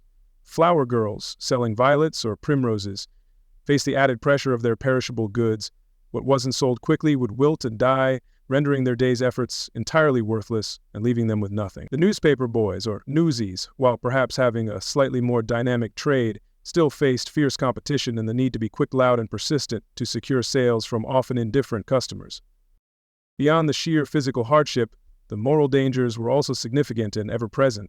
Constant hunger and desperation could lead to petty crime, a stolen apple from a market stall, a pilfered handkerchief, or snatching a dropped coin simply to survive another day. For some older girls, as they grew into adolescence, the path into sex work was a grim and all too common trajectory, sometimes actively encouraged by their exploiters, seeing it as the only way to escape the relentless grind of selling on the streets, or the even more confining and often equally perilous world of domestic service. The streets offered a harsh, unsentimental education in the darker aspects of human nature and the brutal mechanics of survival. Now let us turn our gaze from the exposed and chaotic world of the street sellers to the seemingly more sheltered, yet often equally harsh, realm of domestic service. For many young girls and a smaller number of boys, entering service in a wealthier household was seen by their impoverished parents as a step up, a path to relative security, regular meals, and away from the immediate dangers of the streets or the squalor of their own overcrowded homes. This perception, however, often masked a different, more insidious kind of servitude, one that was hidden behind the imposing facades of respectable Victorian homes. Particularly for young girls, domestic service was one of the largest employers in Victorian England, a vast, largely unregulated industry. From a very early age, sometimes as young as 8 or 9, though more commonly from 12 or 13, girls would be sent to work as scullery maids, between maids or betweenies, nursemaids or general household drudges. They entered a highly structured world with its own strict hierarchies and unrelenting demands, a world where their childhood would be swiftly and completely subsumed by labor. Their days were measured not in hours of play or learning, but in an endless, repetitive list of physically taxing chores. The hours were extraordinarily long, often beginning before dawn, perhaps at 5 or 6 a.m., and ending late into the night, sometimes after 10 p.m., when the family had retired. And a young scullery maid, for instance, would be responsible for the dirtiest, most menial tasks, endlessly scrubbing floors and pots with harsh soap and cold water, cleaning out greasy ovens and soot-filled grates, polishing boots and carrying heavy scuttles of coal and cans of hot water up and down multiple flights of stairs. Her hands would be perpetually raw, chapped, and often chilblained, her back aching, her body perpetually weary. There were no weekends off in the modern sense, perhaps only a half day every other week if she was fortunate, and even that could be rescinded at the mistress's whim. Living conditions for these young servants were frequently abysmal, a stark contrast to the opulence they helped maintain. They were typically housed in the least desirable parts of the house, cramped, unheated attic rooms often shared with several other servants, bitterly cold in winter and stiflingly hot in summer. Sometimes their bed would be a simple straw pallet on the floor of a damp basement, close to the noisy kitchens or coal cellars. Their food would usually be the leftovers from the master's table, often meager, monotonous, and unappetizing, consumed hurriedly in the basic servants' hall or kitchen, away from the family's sight. The pay was incredibly low, sometimes amounting to little more than room and board, especially for the youngest and least experienced, who were often termed apprentices to drudgery. A girl might earn only a few pounds a year, perhaps 4 to 8 pounds for a young maid-of-all work, a significant portion of which might be sent back to her own impoverished family or saved with painstaking effort for years to afford a new dress. Clothing, too, was often provided in the form of a plain, coarse uniform, a simple print dress, a white apron, and a cap, further stripping away her individuality and marking her subordinate status within the household. Isolation was a profound aspect of life for many young domestic servants. Removed from their families, friends, and familiar surroundings, they were thrust into a strange and often intimidating environment, governed by unfamiliar rules and expectations. While larger households had a community of servants, the hierarchy could be rigid and unforgiving, with senior servants sometimes being as tyrannical as the employers. For a young girl in a smaller middle-class household, she might be the only servant, leading to intense loneliness, with only her employers for company, employers who often viewed her as little more than a possession, a tool to ensure their comfort rather than as a child. These children were subject entirely to the whims and temperaments of their masters and mistresses. While some employers were undoubtedly kind and fair, or at least indifferent, many were demanding, overly critical, cruel, or capricious. A broken dish, a poorly polished piece of silver, a spot of dust missed, or a moment's perceived insolence or slowness could result in harsh scoldings, the docking of already pitiful wages, extra punitive chores, or even physical punishment, such as slapping or caning. The power imbalance was absolute. There was no recourse, no union to appeal to, no one to whom they could reliably appeal for justice or protection against mistreatment. The lack of personal freedom was suffocating, almost total. Servants had very little time to themselves, and what little they had, perhaps an hour in the evening after their duties were done, was often spent mending their own clothes, writing a rare letter home if they were literate, or simply collapsing in exhaustion. They were expected to be always available, always on call, their lives dictated by the ringing of service bells. For young girls, the fear of unwanted attention or sexual advances from male members of the household, their sons, or even male guests, was a constant unspoken dread, a source of acute anxiety. Their vulnerability was immense, and their reputation, once compromised, was ruined.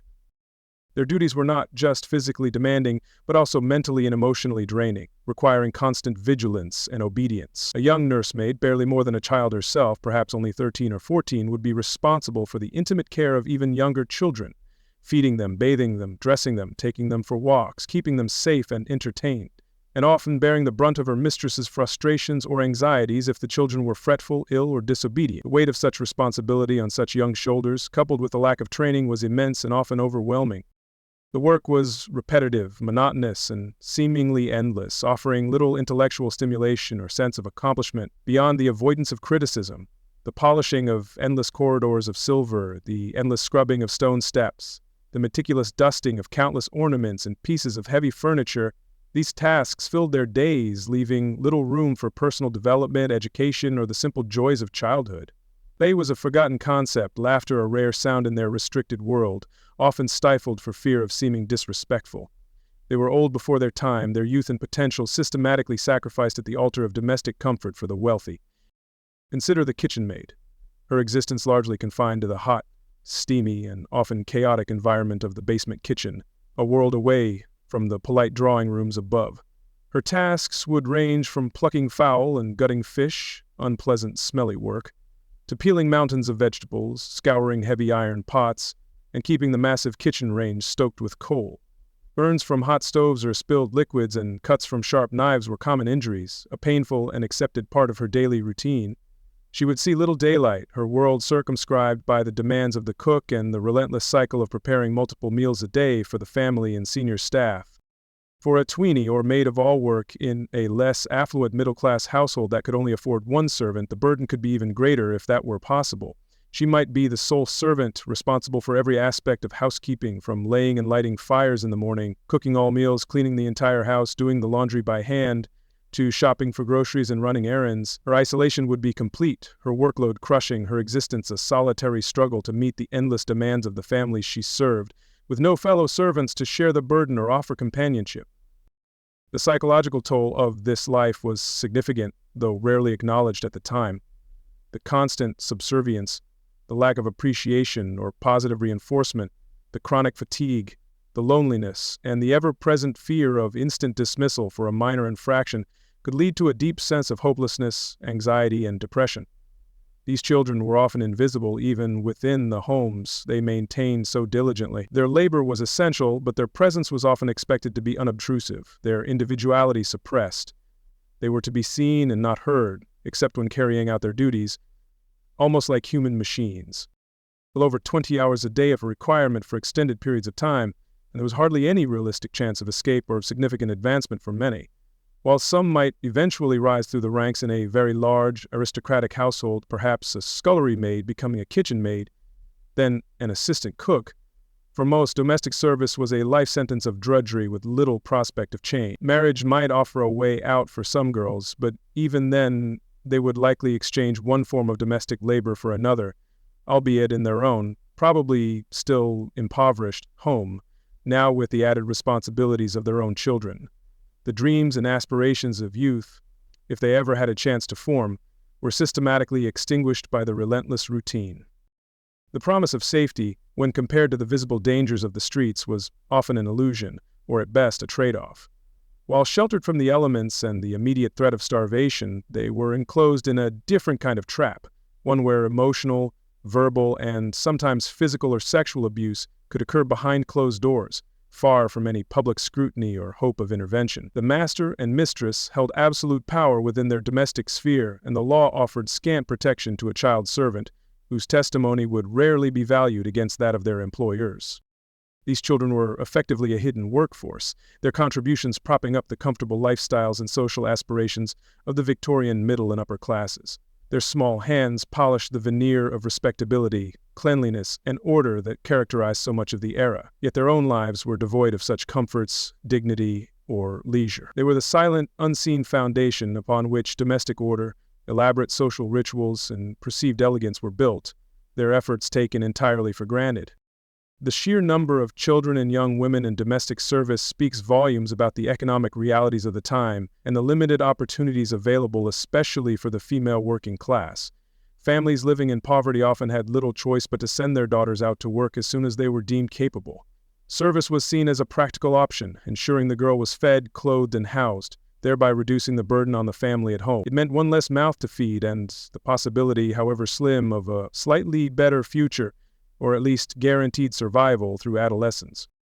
As we reflect on these invisible laborers, the street sellers braving the elements with their meager wares, and the domestic servants toiling in quiet, unending servitude, we see a common thread of lost childhoods, immense hardship, and profound exploitation. Their work, though less industrialized and often carried out in isolation, was no less demanding, their suffering no less acute than that of their counterparts in the factories and mines, who were beginning to attract the attention of reformers. They were the children who slipped through the cracks of social concern, their voices often unheard, their stories unrecorded. Their stories remind us that the grand narrative of Victorian progress, innovation, and imperial prosperity had a deeply shadowed underbelly, populated by the young, the poor, and the vulnerable. The bustling city streets, symbols of commerce and vitality, and the genteel homes, promoted as bastions of domestic virtue and familial bliss, were also arenas of profound exploitation and quiet, individual despair for countless children whose labor was essential but whose welfare was an afterthought. Their resilience was remarkable, born of necessity, but the price they paid was incalculably high, measured in lost education, stunted growth, and scarred spirits. And so, as the sounds of the city fade into the deeper quiet of the night and the house settles around you, we remember these children. The little match girl, her fingers numb with cold, the flower seller, her voice hoarse, the tireless scullery maid, her hands raw from scrubbing, the lonely nursemaid yearning for her own family. Their figures flicker in the lamplight of history, sometimes caught in the poignant photographs of early social documentarians, reminding us of the harsh realities that lay beneath the polished surface of a bygone age. Their unseen labor, their quiet endurance, forms a poignant, sobering chapter in the long and often sorrowful story of childhood. Welcome. In our continuing exploration of the difficult lives of child workers in Victorian England, we now move beyond the factory gates, the mine shafts, and the bustling streets where they toiled. We turn our attention to what awaited them when their grueling shifts were done, to the chapter we call A Meager Existence: Food, Housing, and Health. For these young laborers, the cessation of work rarely brought true respite or comfort. The struggle for survival was a relentless one, extending into every aspect of their young lives, shaping their bodies, their health, and their tragically short expectations of the world. The few hours spent away from their demanding jobs were not filled with carefree play or nourishing rest, but were instead circumscribed by profound deprivation. The meager wages earned by children, and often by their entire families, dictated a standard of living that was perilous at best.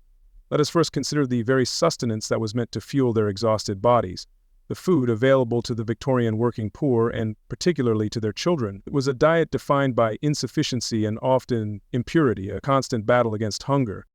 The foundation of their diet was typically cheap and filling, but severely lacking in essential nutrients. Bread, often stale and of the poorest quality, formed the bulk of many meals. Potatoes, when affordable, were another staple, boiled or perhaps roasted in the embers of a meager fire.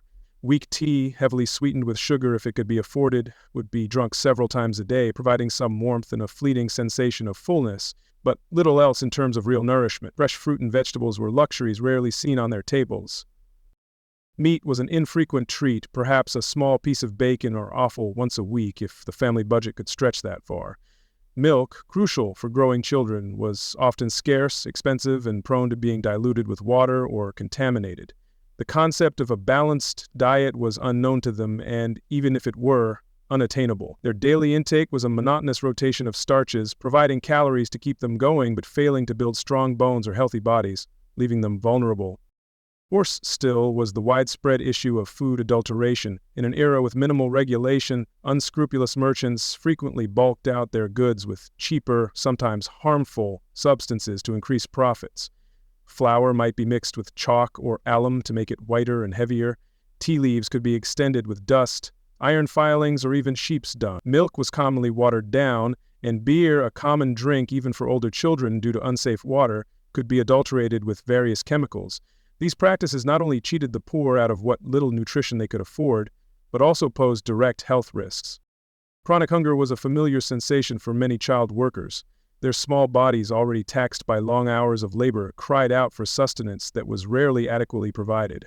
The gnawing ache in their stomachs was a constant companion, affecting their concentration, their energy levels, and their overall development. This persistent undernourishment had profound and lasting consequences, contributing directly to the poor state of their health and their diminished stature compared to children from wealthier backgrounds. The fight for a crust of bread was a daily reality. Let us now turn to their living conditions. The homes of the Victorian working poor, especially in the rapidly expanding industrial cities, were often located in overcrowded and deeply unsanitary tenements or slums. These were not places of refuge or comfort, but rather breeding grounds for misery and disease. Families, often large, would be crammed into single rooms, the space serving as kitchen, living area, and bedroom for everyone. The air within these dwellings was frequently foul, thick with the smells of unwashed bodies, poor sanitation, and dampness. These tenement buildings were typically poorly constructed, with thin walls, leaking roofs, and inadequate ventilation. Sunlight, a natural disinfectant, rarely penetrated the gloom of the narrow alleyways and courts where these buildings were situated. Basic amenities that we take for granted today were entirely absent. Clean running water was a rarity. Families often relied on a single communal tap or pump, sometimes located at a considerable distance, and the water itself could be contaminated, drawn from polluted rivers or wells.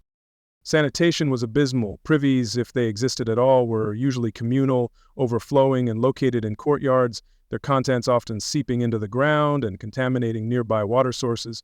In many areas, household waste, including human excrement, was simply thrown into the street or piled up in courtyards, creating festering heaps of refuse that attracted rats and other vermin. The stench in these neighborhoods, particularly in the summer months, would have been overpowering, a constant assault on the senses.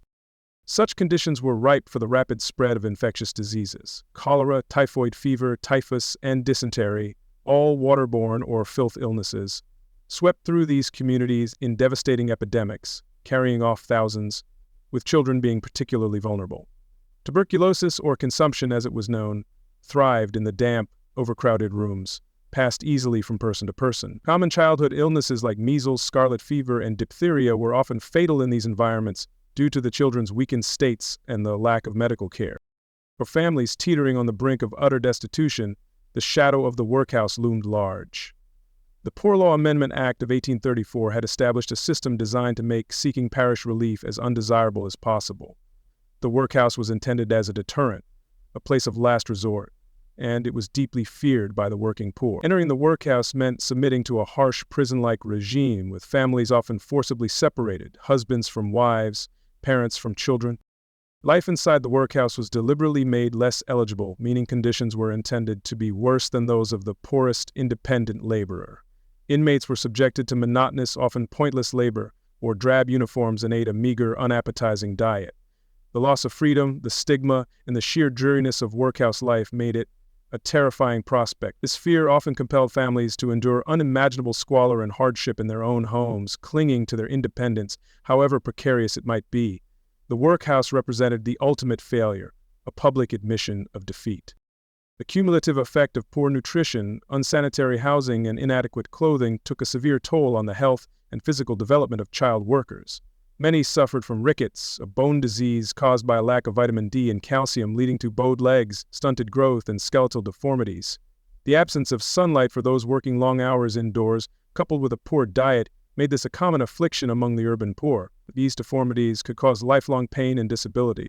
Lung issues were also rampant. The constant exposure to polluted air, both in the smog-filled cities and often in poorly ventilated workplaces thick with dust or fumes, led to chronic bronchitis, asthma, and other respiratory ailments. Children working in cotton mills, for example, were prone to bisonosis, or brown lung disease, from inhaling cotton fibers. Those living in damp, moldy rooms also suffered from persistent coughs and chest infections, which could easily develop into pneumonia or exacerbate tuberculosis. Stunted growth was a visible manifestation of their deprived childhoods. Compared to their more affluent peers, working-class children were noticeably smaller and lighter. Malnutrition in their formative years meant their bodies simply did not have the resources to grow to their full potential. This was not just a matter of appearance. Smaller, weaker bodies were less resilient to disease and the physical demands of their labor, creating a vicious cycle of ill health and diminished capacity. Frequent illness was a grimly accepted part of life. Weakened by poor diet and harsh living and working conditions, their immune systems were ill-equipped to fight off infections. Colds, fevers, influenza, and skin diseases like scabies and impetigo were commonplace. Access to medical care was extremely limited, doctors were expensive, and hospitals often catered to a different class or were feared as places where one went to die. Home remedies, often ineffective, were the first and usually only line of defense. The psychological impact of such an existence, though harder to quantify from historical records, must also have been profound. The constant struggle for basic necessities, the relentless exposure to sickness and death, the lack of security or hope for a better future would have cast a long shadow over their mental and emotional well-being. Childhood, ideally a time of learning and growth, was instead a period of premature responsibility and enduring hardship.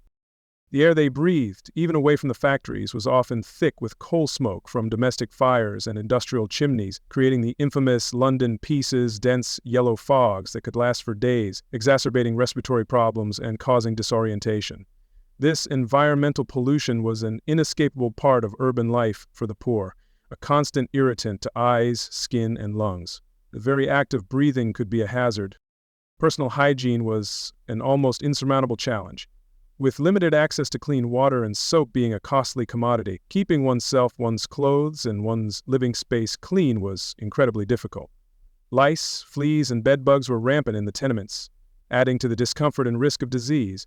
The children, often dirty from their work, had little opportunity to properly wash, further marginalizing them in the eyes of the more fortunate. The lack of recreational spaces also defined their out-of-work hours. Parks were few and often far away, or their use by ragged children discouraged. Streets and alleyways, already hazardous and dirty, became their only playgrounds, offering little scope for healthy play or relaxation. Any leisure time was brief, and often overshadowed by exhaustion or the need to contribute to household chores even after a long day's labor. The cumulative effect of these conditions meant that child workers were caught in a cycle of poverty and ill health that was incredibly difficult to break.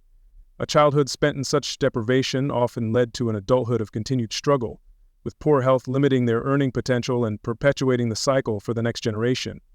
Their bodies bore the marks of their early labor and impoverished living conditions throughout their lives, if they survived to adulthood. Infant and child mortality rates in these impoverished districts were shockingly high. Many children simply did not survive their early years, succumbing to diseases that would be easily treatable today. Families were accustomed to loss, a tragic but common feature of life in the slums. For a child worker, witnessing the death of siblings or friends was a frequent and sobering experience, a stark reminder of their own fragility. Even the water they drank was a daily gamble. With rivers often serving as open sewers and public pumps frequently contaminated, a simple glass of water could be a vector for deadly diseases. This constant threat shaped daily habits and contributed to the general sense of unease and danger that permeated their lives, even within the supposed sanctuary of their homes. The scant belongings of a working-class family offered little comfort. A few rickety pieces of furniture, some ragged bedding, a couple of pots and pans, these were often the sum total of their worldly possessions. There was no buffer against misfortune, no savings to fall back on in times of sickness or unemployment. Their existence was lived on the very edge of subsistence. In summary, the life of a Victorian child worker, even when the day's labor was officially over, was characterized by a profound lack of the basic elements necessary for healthy development. Malnourished, poorly housed, and constantly exposed to disease, their meager existence outside of work was often as damaging as the work itself. It was a grim reality where every breath, every mouthful, and every night's rest was a challenge. And so, as we contemplate the darkness and quiet of the night, we remember that for these children, the end of a working day was not an escape into a world of comfort and care, but a return to another facet of their struggle. Their resilience in the face of such comprehensive hardship is a somber testament to the human spirit, but also a stark reminder of the deep inequalities of a society undergoing immense transformation. Welcome. As our journey through the landscape of Victorian child labor continues, we arrive at a somber destination. Tonight we explore the direct and often brutal impact of such early toil on the very bodies of these young workers. In this chapter, entitled Broken Bodies, Lost Lives, we consider the lasting scars, both visible and invisible, that were inflicted upon them. The relentless demands of their occupations, coupled with hazardous environments, meant that childhood was not only a period of hardship, but also one of acute physical peril, often ending far too soon, leaving behind a legacy of suffering. The burgeoning industries of Victorian England, while symbols of progress and power, were frequently arenas of profound danger for their smallest employees. In the textile mills, for instance, children were employed to dart under and around complex, fast-moving machinery. Their small stature and nimble fingers were valued for tasks like piecing broken threads or scavenging fallen scraps of cotton from beneath active looms. The slightest miscalculation, a moment of fatigue-induced clumsiness, or a loose piece of clothing could lead to horrific, life-altering accidents. Fingers, hands, and even entire limbs could be caught, crushed, or severed by unguarded gears, belts, and rollers. Scalping incidents occurred when a child's long hair became entangled in the machinery. These were not rare occurrences, but rather a grimly accepted risk in many factories. There was little in the way of safety guarding on equipment, and the pressure to work quickly often overrode any nascent concerns for caution. The shrieks of a child in agony were a sound too commonly heard above the din of the factory floor. In the coal mines, the dangers were different but no less severe. Young children, known as trappers, sat for hours in complete darkness, opening and closing ventilation doors, a lonely and terrifying task.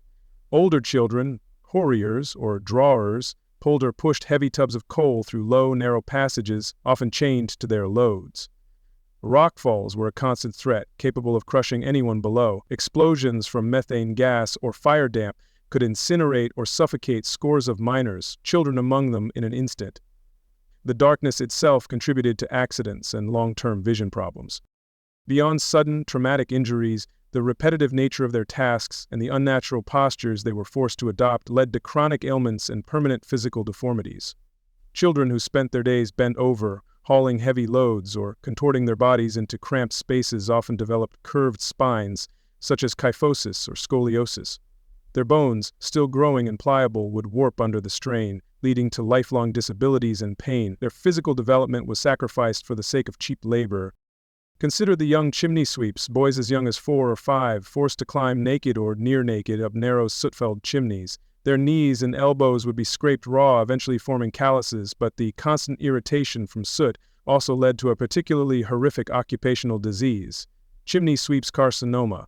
A cancer of the scrotum that often appeared in adolescence or early adulthood was frequently fatal. They also suffered from lung damage due to soot inhalation and risked suffocation or burning if they became stuck.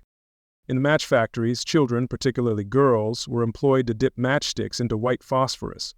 This highly toxic substance, while making the matches effective, had a devastating effect on those who worked with it. Prolonged exposure led to facade, or phosphorus necrosis of the jaw. It began with toothaches and swelling gums, then progressed to the decay of the jawbone, causing excruciating pain, foul-smelling discharge, and severe facial disfigurement. The only cure was often the surgical removal of the affected bone if the patient survived at all. Other industries had their own specific hazards. In pottery works, children were exposed to lead in glazes, leading to poisoning, which could cause paralysis, blindness, and developmental problems. In nail-making, the constant hammering and the poor conditions under which they worked led to repetitive strain injuries and respiratory issues from dust and fumes. Every occupation seemed to carry its own signature of suffering, imprinted directly onto the children's bodies. Historical records and parliamentary reports from the era are filled with heartbreaking, though often dryly reported, accounts of these physical tolls. One might read of a young girl named Sarah, perhaps no more than 10, whose hand was caught in a carding machine at a woolen mill. The report might calmly note the loss of 2 fingers and her subsequent inability to continue her work, her future prospects instantly diminished, with no compensation offered. Such incidents were commonplace, individual tragedies lost in the scale of industrial output. Imagine a boy, perhaps named Thomas, working as a hurrier in a coal mine from the age of 8. Day after day, for 12 hours or more, he would have crawled on hands and knees in the oppressive darkness, pushing heavy coal carts. By his early teens, his back might have been permanently bent, his growth stunted, his lungs already damaged by coal dust. His testimony, if recorded, might speak of constant pain and exhaustion, a childhood spent in darkness and servitude with the light of day a distant memory. These illustrative examples, drawn from the grim realities documented at the time, paint a picture of childhood systematically eroded by labor. These were not isolated incidents, but part of a broader pattern of exploitation where the health and well-being of children were secondary to profit and production. The physical cost was immense, resulting in a generation of workers who were often crippled, chronically ill, and worn out before they even reached what we would consider middle age. The high rates of chronic illness among these working children were not solely due to accidents or specific occupational diseases, but also a direct consequence of their grueling labor combined with the poor living conditions and malnutrition discussed previously. Their bodies, already weakened, had little resistance to the ailments that preyed upon them. Lung diseases in particular were rife, exacerbated by dusty workplaces and damp, overcrowded homes. The life expectancy for the laboring classes in many industrial areas was significantly lower than for their wealthier contemporaries. For children who entered the workforce at a very young age, their chances of reaching even middle age were often slim. Many succumbed to industrial accidents, occupational diseases, or the sheer accumulated toll of overwork and deprivation before their 20s or 30s. Their lives were quite literally consumed by their labor.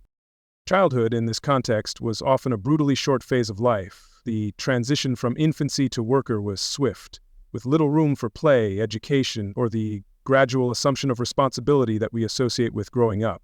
They were, in essence, miniature adults in terms of their working hours and the burdens they carried, yet they possessed only the vulnerability and physical immaturity of children. This premature entry into a life of hard labor stole their youth, and for many, their future. The physical damage inflicted was often irreversible. A lost limb could not be replaced, a deformed spine could not be straightened, lungs scarred by dust would never fully recover. These children carried the marks of their labor for the rest of their shortened lives, a constant, painful reminder of their stolen youth. Society, for the most part, accepted this as an unfortunate but necessary consequence of industrial progress, with substantive reforms slow to arrive. The notion of a protected, carefree childhood was a luxury afforded to very few in the Victorian working class. Instead, for millions of children, their early years were defined by the clang of machinery, the darkness of the mind, the endless repetition of tasks, and the ever-present threat of injury or illness. Their small, developing bodies bore the brunt of an industrializing nation's voracious appetite for cheap labor. And so as we settle into the quiet of our own surroundings, it is worth reflecting on these broken bodies and lost lives. The physical price paid by child workers in Victorian England was enormous, a debt recorded in stunted growth, twisted limbs, scarred lungs, and early graves. Their suffering was a stark testament to why, for so many, it truly sucked to be a child worker in that era of supposed enlightenment and advancement. Welcome. As we draw towards the close of our somber exploration into why it so often and so profoundly sucked to be a child worker in Victorian England, we turn our gaze towards the faint initial glimmers of change. In this concluding chapter, Whispers of Change and Lingering Shadows, we acknowledge those who began to challenge the status quo, the incremental steps taken towards reform, and reflect on the enduring legacy of this era. The path from widespread exploitation to the recognition of childhood as a protected state was long and arduous, and the shadows of this period were slow to recede.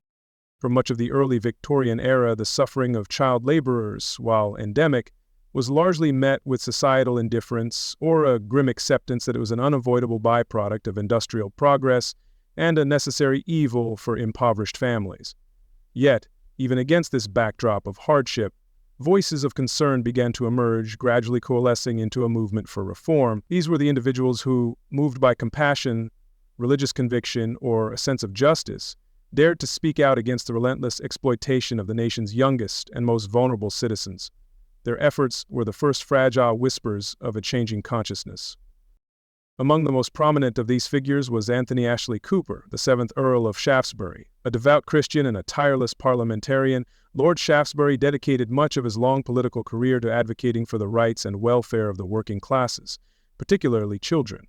He championed numerous causes, from the reform of lunatic asylums to the improvement of conditions in factories and mines. His speeches in Parliament, often filled with harrowing details gleaned from official reports and personal investigations, sought to awaken the conscience of his fellow lawmakers and the wider public to the horrors being endured daily by working children. Alongside such parliamentary champions, writers and journalists played a crucial role in exposing the grim realities of child labor. Charles Dickens, whose own childhood included a traumatic stint in a blacking factory, vividly portrayed the lives of impoverished and exploited children in novels such as Oliver Twist and David Copperfield. His powerful storytelling brought the squalor of workhouses and the drudgery of factory life into the homes of the middle classes, fostering empathy and fueling the appetite for reform. Elizabeth Barrett Browning's poignant poem, The Cry of the Children, published in 1843 after she read reports on child labor in mines and factories, gave an eloquent and emotional voice to the suffering, asking her readers, "Do you hear the children weeping, O my brothers?" These literary and journalistic endeavors were often informed by the stark findings of various parliamentary commissions and inquiries. These investigations, though sometimes slow to yield legislative action, meticulously documented the conditions in mines, factories, and other workplaces. The testimonies gathered from child workers themselves, alongside those of doctors, clergymen, and even some employers, painted an undeniable picture of systemic abuse and neglect. These reports, with their often dry but damning statistics and first-hand accounts, provided crucial evidence for reformers and made it increasingly difficult for society to ignore the human cost of its industrial might. Gradually, these combined pressures led to the passage of a series of legislative measures known collectively as the Factory Acts.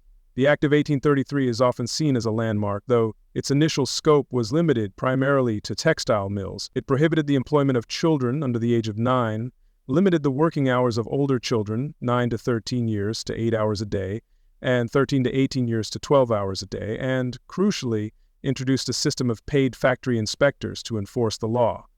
It also mandated some rudimentary schooling for child workers, typically 2 hours a day. However, these early acts were far from a panacea. The number of inspectors was woefully inadequate for the thousands of workplaces scattered across the country. Initially, only 4 inspectors were appointed for all of Great Britain. Many employers found loopholes or simply flouted the regulations, and penalties for noncompliance were often minimal.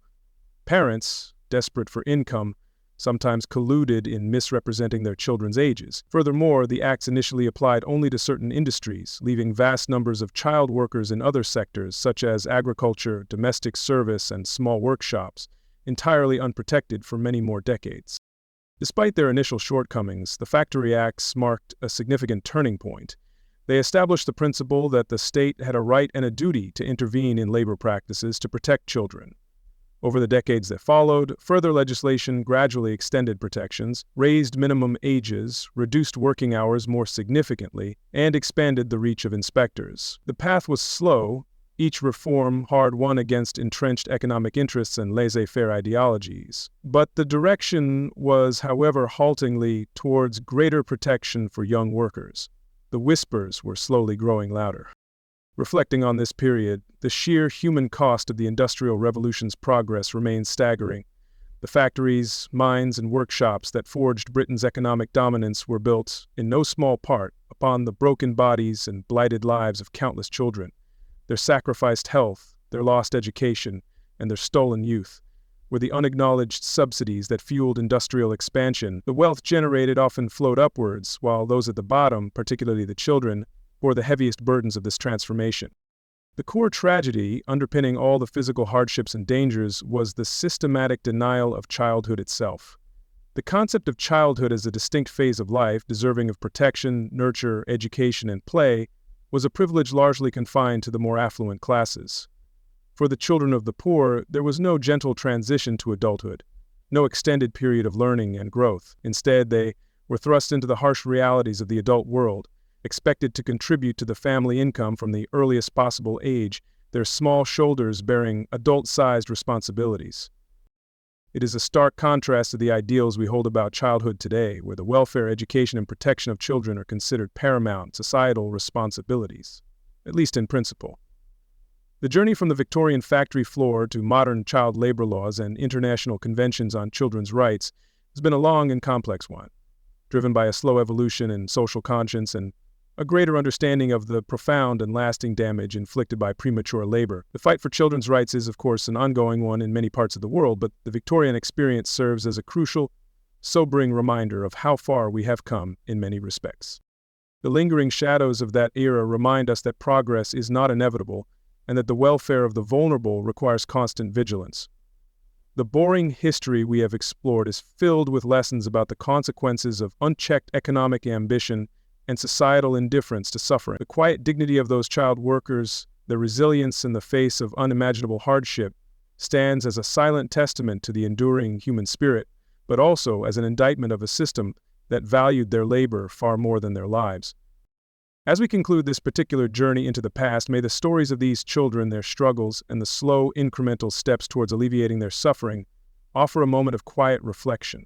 The world they inhabited was one of immense difficulty, a world where the simple joys and protections of childhood were, for so many, an unattainable dream. Their experiences, though distant in time, remind us of the profound importance of cherishing and safeguarding the young. And now, as the night deepens, perhaps this history, in its quiet telling, can indeed pave the way for peaceful rest.